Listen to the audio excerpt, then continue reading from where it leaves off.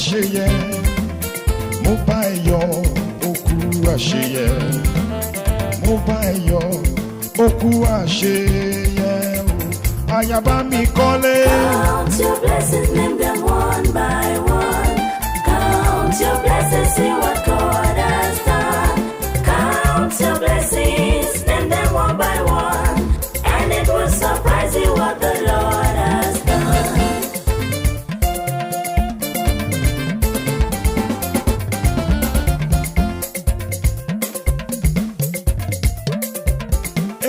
Olórí Adétòun ọmọ Táíwò ni olórí Adétòun ayaba mi kọ́lé olórí Adéwùmí o ìgbẹ́tù ṣáàdìlẹ̀ olórí Adétòun o ẹkú àṣeyẹ ẹ̀mí rẹ̀ àṣẹ ọ̀pọ̀ ọdún lórílẹ̀ ìpẹ́ o. Àmín, àmín àṣẹ, àmín o.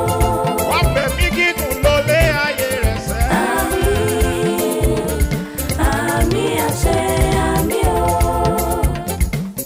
40 years bá ẹ lára mu alábẹ́kẹ̀ mi ó bá ẹ lára mu ogójì ọdún o 40 years bá ẹ lára mu Adétòun bèbí màmá Fọlá màmá fẹ́ràn ni o màmá Fògo àbá ẹ̀yọ́ Olúwa ṣeun. Nínú aláyé lórílẹ̀ ayé tó fún lóore ọ̀fẹ́. tó fún lóore ọ̀fẹ́ o.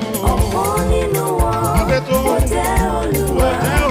mo ṣọpẹ́ Olúwa.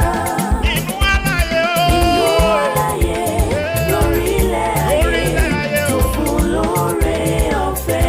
tó fún lóore ọ̀fẹ́ o.